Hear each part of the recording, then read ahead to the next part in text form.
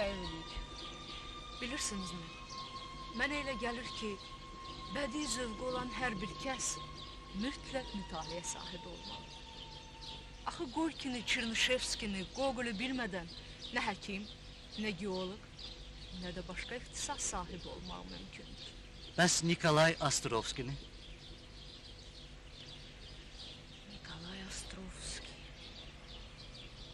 Nikolay Ostrovskinin həyatı biz göz cərrahları üçün daha maraqlıdır. Mən çox vaxt təəssüf eləyirəm ki, axı nə üçün bizim tibb elmimiz onda bax belə inkişaf eləməmişdi?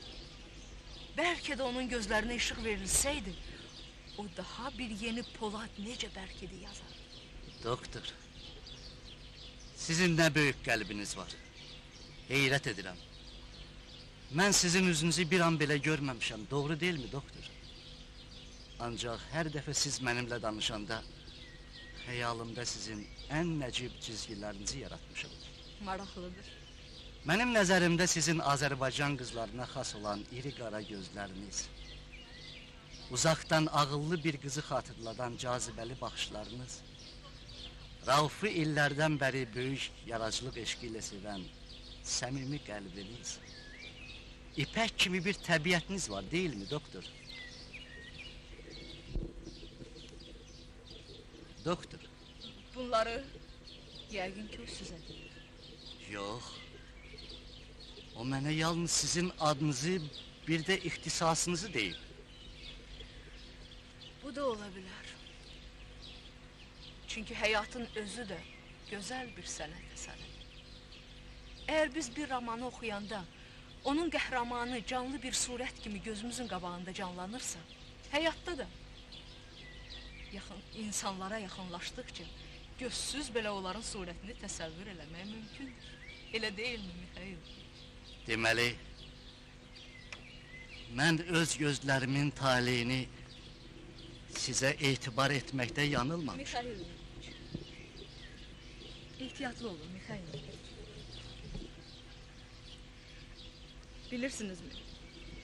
Mən 3 il bundan qabaq Moskvada Lenin kitabxanasında təsadüfən bir aspirant qızla tanış oldum.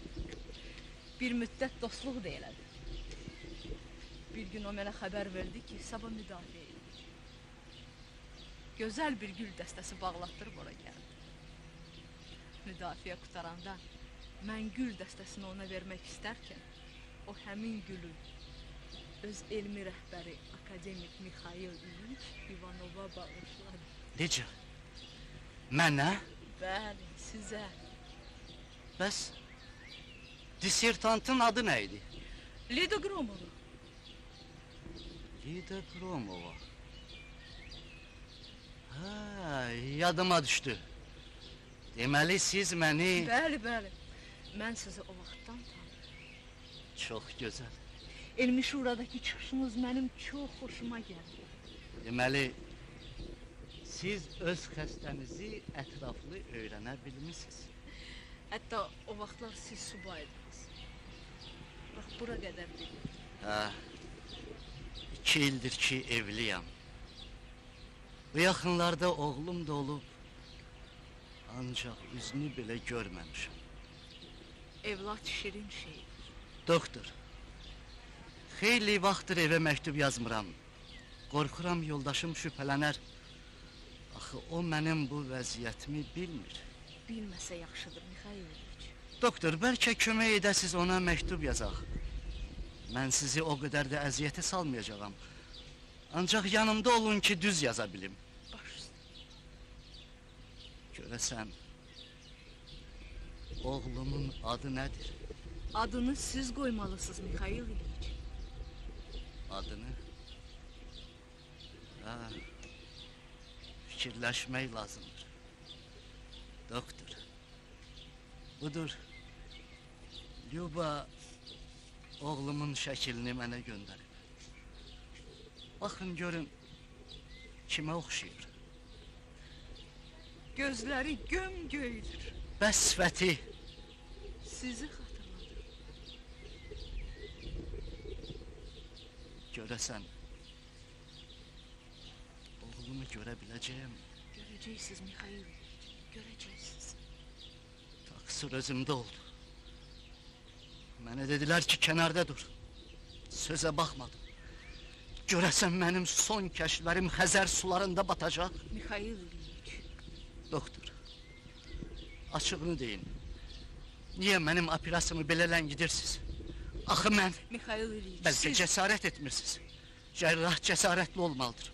Korkmayın, ameliyata başlayın. Ben size inanırım doktor. Mikhail İliç, başa düşün.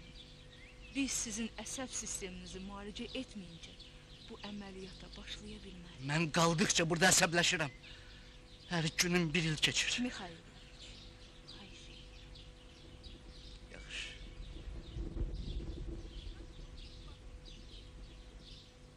Doktor, Bəli, Xəzər buradan görünür mü? yaxşı görünür. Bəs dəniz buruqları necə?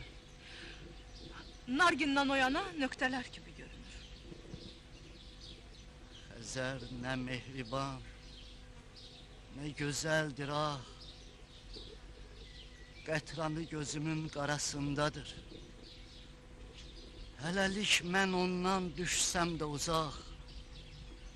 Ürəyim dalğalar arasındadır. İvanov! Mikhail İliç, İvanov! Fərəcəm. Usta Fərəc! Murada xanım, bir dəqiqə. xahiş Şad eləmişdim. xəbərdir, bir dəqiqə. İvanov, kəşf etdiyiniz dəniz buruqları qaynar neft bulaqlarına çevrildi. Necə nef verdi? Al bax, bax sənin buruğunun neft fontanındandır. Təcrübə üçün gətirmişəm.